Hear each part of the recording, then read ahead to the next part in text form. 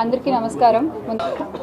అదే నాకు అర్థం కాలేదు, అంటే వారసుడు అంటే కొడుకే అవుతాడా, కూతురు అవదా?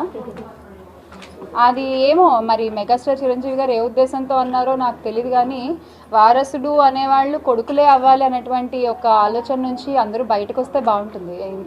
ఇంత మహిళలు ఇంత అభివృద్ధి చెందుతూ ఇంత ముందుకు నడుస్తున్న ఈ రోజుల్లో కూడా వాళ్ళ ఇంట్లో వాళ్ళ కోడలే ఉంది. ఉపాసన గారు ఎంత చక్కగా రన్ చేస్తున్నారండి, ఒక డైనమిక్ లేడీ, ఒక ఉమెన్.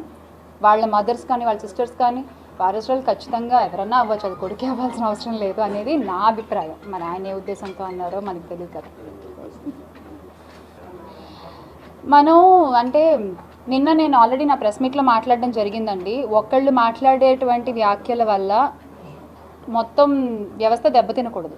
ఇప్పుడు ఒక సినిమాకి ఆయన మాట్లాడిన ఒక వ్యాఖ్యల వల్ల ఆయన ఎవరిని ఉద్దేశించైనా అనుండొచ్చు, అది ఆయన వ్యక్తిగత విషయం, ఆయనకి ఎవరి మీదైనా కోపం ఉండొచ్చు. కానీ ఒక సినిమా వేదిక మీద అది మాట్లాడాల్సినటువంటి టాపిక్ కాదు.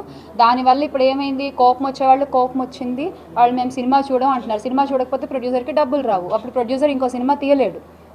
ఒక సినిమా మీద కొన్ని వందల కుటుంబాలు బతుకుతూ ఉంటాయి.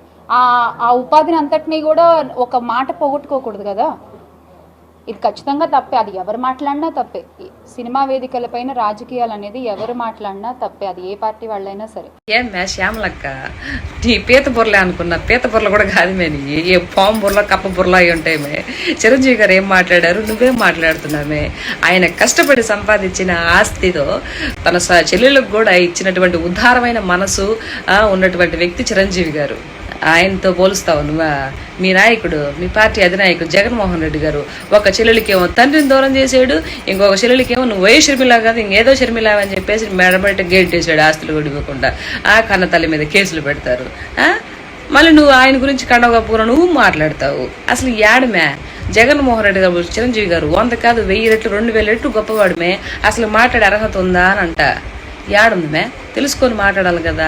నువ్వన్నీ సచ్చు పుచ్చు వంకాయల మాటలు మాట్లాడితే అట్ట చెప్పు, మాట్లాడబోకట్లా. కొంచెం మంచిగా తెలుసుకోను కదా మాట్లాడాలా. అక్కడ మనిషి ఏం జరిగింది ప్రతి ఒక్కదాన్ని రాజకీయం చేస్తావేంది నువ్వా? బల దొరికి నువ్వు ఊరిమే నీకు అసలు అధికార పదవి ఇచ్చిందా? వెళ్ళా పో. మా వీడియో మీకు నచ్చినట్లయితే please like, share and subscribe.